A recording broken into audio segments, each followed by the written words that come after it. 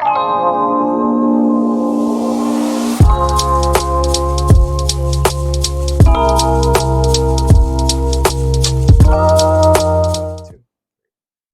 how you doing, Manuel? I'm doing great, man. Doing great. Yeah. Yeah. My wife's birthday was yesterday. Oh, Yeah. nice. Big 3-0. Yeah, it's a big one. Yeah. Threw a little surprise party, took her out to dinner. It was a Nice. lot of fun. Yeah. Nice. Yeah. How are you doing? I'm doing pretty good. Yeah? Yep. We're getting ready for Christmas next week. The last week of the year is always a pretty big week because it's Christmas, my wife's birthday also, and then our anniversary all in 1 week. Oh my goodness. So lots of celebrations coming up and presents and all that good stuff. So you knew your wife's birthday was at the end of December. And you knew that's also like Christmas, New Year's. And you were like, it'd be really great to throw in there Yeah. is just our wedding anniversary. It's efficient. I know every year there's 1 week that I have to get right, and that's the week. It's efficiency. Like a true accountant. Yeah. That's good. That's good. I like it. So yeah, end of the year, your business. Yes. What does that look like for you guys? This is a pretty busy time of year, really. We're helping everybody with their 2024 planning. So we're doing a lot of that stuff. We're prepping for just the beginning of next year, getting everybody's books closed in time for taxes, getting just different filings prepped and ready to go so that it can go pretty efficient in January.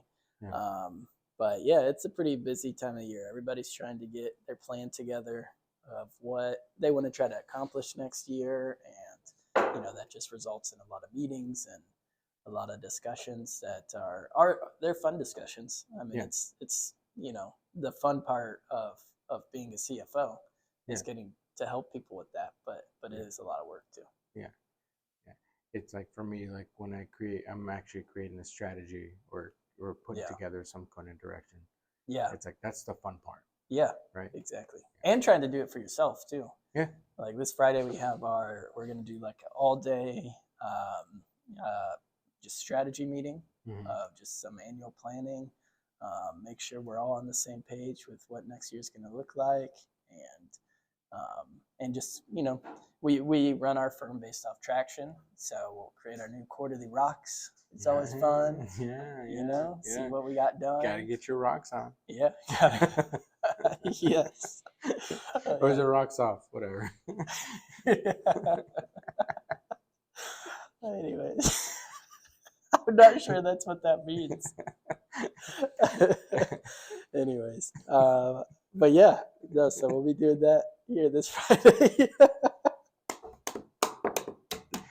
Oh, dude. That's what I love about you. Yeah.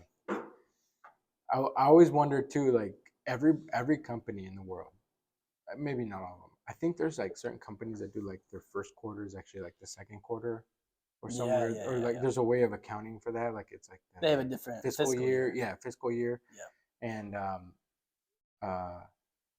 everyone seems to be getting direction. Yeah. Around this time, and I wonder like if there's any benefit. I've always wondered like what if you did it like your fourth quarter is your first quarter of them. Yeah. Like in terms of goals. Like we need to hit it by the end of September or whatever. Yeah. I have a client like that. Their year end is the end of March. So the end of everybody else's first quarter is the end of their year. Yeah. And it works fine for them. I mean, it's just like that's their time where they go through these same things. Personally, I just feel like there's something about this time of year where it's like fun to like think about next year. Yeah, it's like the New Year's resolution. Yes, New Year's resolution. You're already like resetting things. Yeah. You're already kind of reviewing like how did I do like as a person this last year? How did my family do? Oh yeah, I do that. I did that last night. I went through like one of my, I wrote through a whole journal this past year. So I was kind of going back through it of like, what did I even write about? What were some of the things that I was thinking through or praying through or all of those things, Yeah. and just kind of reflecting on you know what I was thinking. Dang. So, Yeah. what about you? What's going on here at the end? What's it like for a CMO at the end of the year? End of the year, I think you and I kind of align in that way. Is that like we're our work really drives goals and direction, and then we're also driven a lot by the company's like overarching goals and direction, or Yeah. like what the president or what the CEO wants to do. Right. And so we similar thing. It's really weird though because it's like everybody's on the same like mind. Like we gotta, what are we doing next year? Da da da da. But what I found is like the companies that are the most organized and like do like things like traction Yeah. is like they're not really doing like a whole new thing. Like Yeah. it's more like how did we do with what we know we want to do, Yep. and then what do we need to do to like course correct so that we Yeah. can get those things like keep them going. You Yep. know what I mean? Yeah.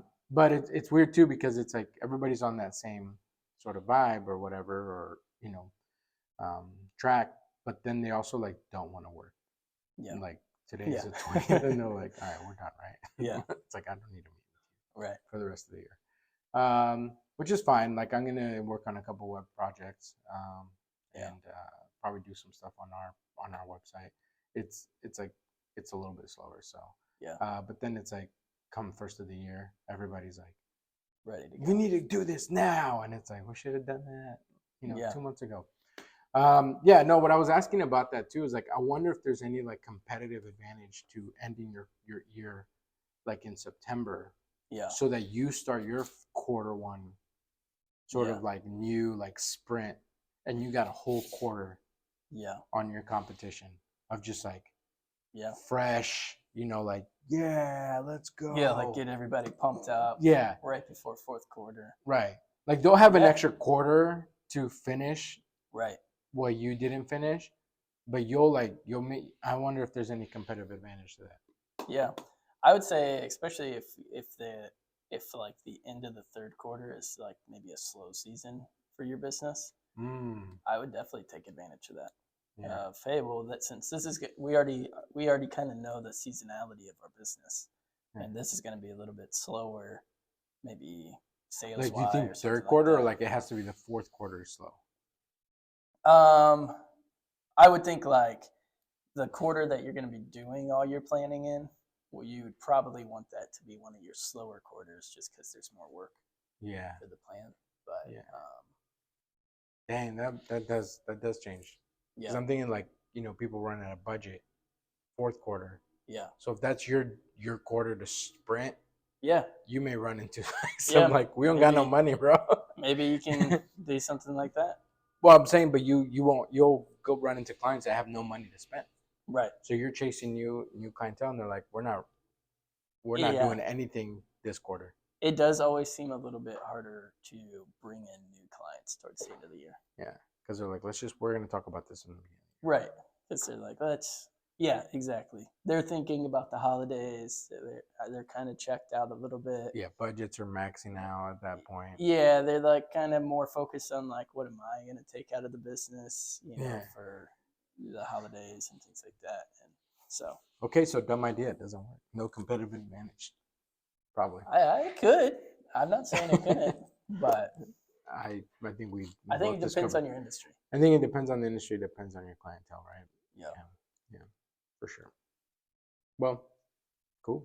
But what about for those people who are just getting started in Yeah. 2024? 2024, man. What advice would you give them? I was thinking about that, and we were talking about it briefly, and that's kind of what sparked this desire to record. So I was thinking about some of my experiences that I've had in the past, and one thing that I think has helped me, and this kind of started when I was looking at a message that I was going back and forth on Messenger or whatever from a coworker that I had left the job. It was a nice job, and I had left the job, and and they were saying like there's rumors going around that me and two other guys that quit incidentally at around the same time. that we had started a marketing agency, and it was going to be a sales and marketing agency, and we were going to go after all their like distributors and clients and stuff like that. And I was like, I was like, well, that's crazy. Why would you do? Why would like that didn't even enter my mind at that point. Right. Now I'm like, oh, we should have done that. Yeah.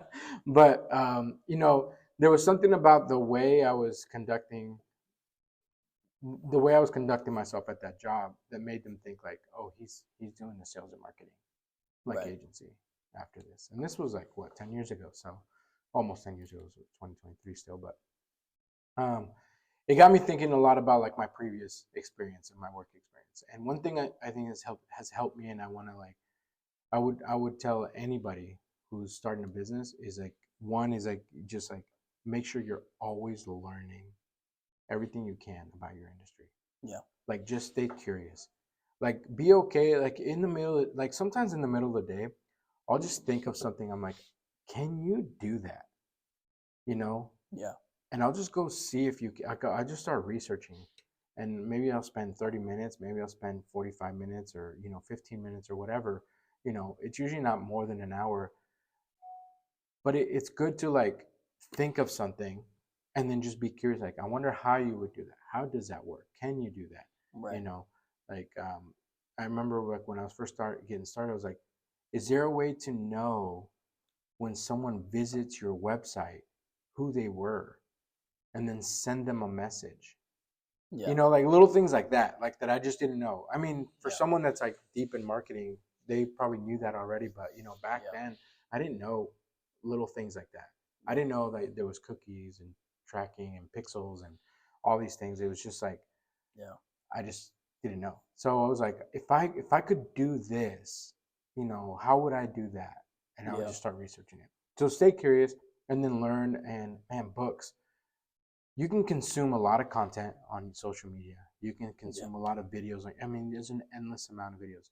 But when someone puts together a book, Yeah. there's something to be said about like they thought this was worthy of like them putting their own time and money into it, and it's costly. Sometimes years. Years, right? And Yeah. having an editor go through it, a publishing company go through it, all these things. And I know now you can publish books a lot cheap, more cost effectively, I guess. And there's, you don't have to be tied to a huge publisher with like these huge like, you know, commitments of like, well, you got to sell at least 100,000 copies or 10,000 copies or whatever in order for this to make sense. I only write books that sell 100,000. Well, I know. That's how I found out about it. Yeah. That's why I've never written one. Anyways.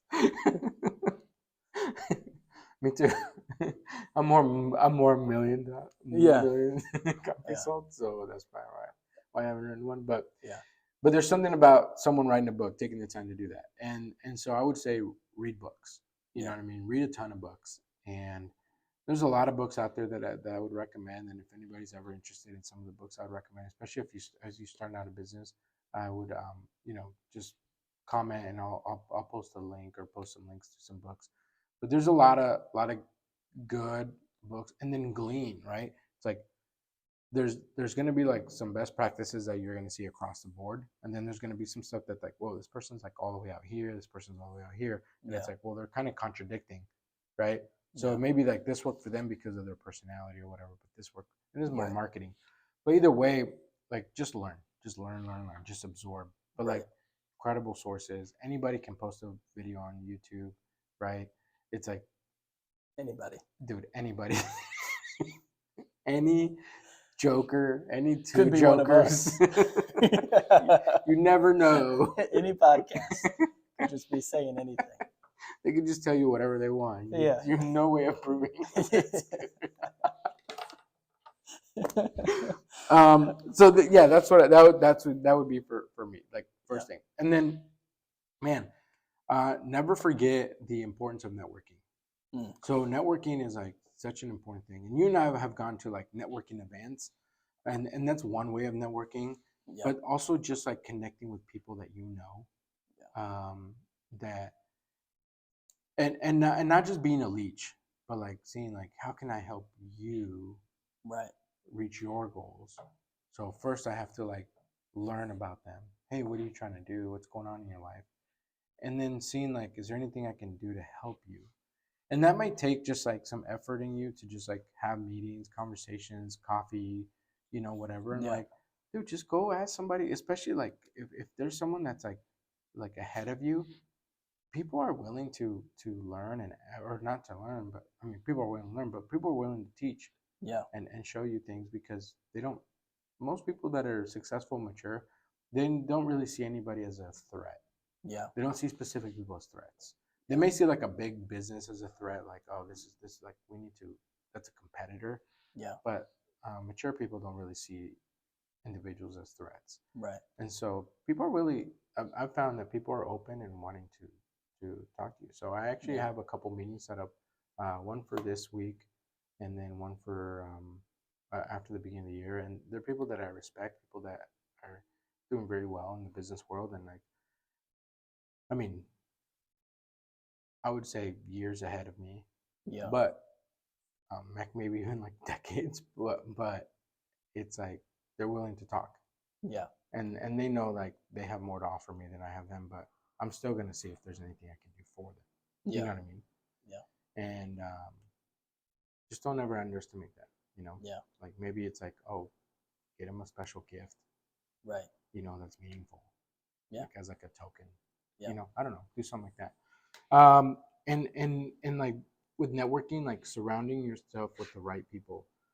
Um, so when I was when I was first starting out in sales, right, one of my first sales positions that I had was at a dealership, and I was selling like Lincoln. Um, Lincoln was a brand, and we also sold Mitsubishi and Mazda and Mercury, but Lincoln was kind of like the flagships. That was the flagship of the Yeah. store. And so it was like a little bit higher end clientele, that I was dealing with. Yeah. And it was like the sales manager that I had there at the time. I remember his name was Scott Williams. Shout out if you're still out there. He taught me a lot about just like sales, and then but my general manager Charles Townsend, I'll never forget him. He taught me a lot about my worth. Mm. And so, especially as you're starting out, there's a tendency to focus your value based on what, like the tasks that you're doing Yeah. versus like what you bring to the table and actual value. Right. And like one of the times him and I would get into it because he said like, I love the way you sell, but like you do a really good job selling me. I want you to go sell your clients like this, right? Yeah. And I just always used to pull back because like once I felt like I was like increasing profits to a degree where I was like, holy smokes, like I had one of the like, I, I, it probably is still the most profit out of that dealership from one car deal, Wow. right? That came, and it was just like a lot of like moving parts that everything worked out just the way it did, um, and and so one day like he takes me up to this like mountain and he was just like showing me all these houses. Story is Satan. Where is this going? But he just really believed in me, right? And he's like, hey Manny, go grab this stock number. And he's like, I remember he was just like, he looked like Michael Douglas off Wall Street, right? He's just like super successful guy, had multiple businesses now, and anyways, but he took me in this Lincoln Navigator, like top of the line, and he just like drove me up to this hill, and he's like, you should be living in one of these houses. Like, there's no reason why. You're smart enough, you have talent, you have what it takes. Like, you need to make sure you surround yourself with the right people. Don't surround yourself with a bunch of knuckleheads, and blah blah blah. Yeah. And we were talking, and I don't know how it came to this, but I was like, yeah, I just I just think that like I pull back when I feel like I'm taking advantage of someone. He's like, why? I was like, I don't know. I just feel like bad for making that much money off of like one deal. Yeah. And he was just saying, you should never feel bad for people paying you what you're worth. And I was just like, and he's just like, does a doctor feel bad when he charges you what he charges you to see you? He may only see you for 5-10 minutes, but he's not charging you for those. He's charging you for his time Yeah. and what he's worth. An attorney charges you according to what he thinks he's worth. Yeah. You know, this is why their billings are like $300 an hour, $500 an hour, whatever it is, right? Right. Because it's not just what he knows, but like he took the time, he learned what he learned. He went to school, he sacrificed, and everything Right. he has. You can look all this stuff. There's law books out there. You can look it up, but he's charging you for what he knows and his value that he brings to the table. Yeah. So he said, so rather than feeling bad about charging people for what you're worth, know that they're paying to buy a car from you. They're not buying a car from John down the street. They're buying it from you. So make the experience worth what you're charging them. Yeah. And I was just like, dang, that was like such a paradigm shift for me. Yeah. You Wow. know? Because it was about like you can get all egotistical, like I'm worth this much or whatever, but what he said is one, he affirmed me that I have value. Yeah. And dealing with me. And then two, that like charge what you can and then make sure you deliver on the value. Right. Make sure that that's there. Yeah. That's probably the most important part. And what I've seen like business owners struggle with in the beginning is like one, they either don't know what they bring to the table in terms of value, Yeah. or they're overcharging people for what is not really value, Yeah. or they're undercharging because they don't know the actual value that they bring. And that's what we talked about a while back is like when Right. businesses focus on like the tasks, like, oh, well, it's a deck. No, this is a deck that was designed by this person, Right. by me, who's like I have an eye for this. And Right. you can get a deck anywhere, but this is the deck that I designed for you. Right. And there's value in that, right? It's like, oh, well, I can buy QuickBooks. Yeah, but QuickBooks doesn't know how to position you in this Yeah. way, you know? And so like I think understanding your value is a really big one. And Oh, yeah. surrounding yourself with the right people, the right mentors is gonna really help with that. Right. And so that's like part of networking too. You know? Yeah. Yeah. Yeah. That's good. Yeah. Yeah. It definitely I think um knowing the value you provide and then charging according to that value is really big, especially in the service. Yeah. You know, you have to get that right. 100%. Would you say you guys are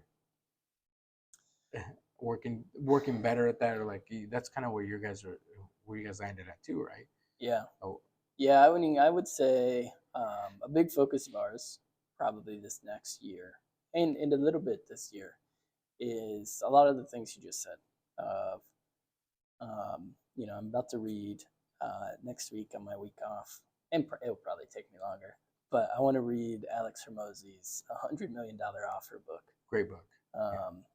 And what I'm hoping is to learn exactly what you just kind of said. Is we have a kind of guess of our value, Yeah.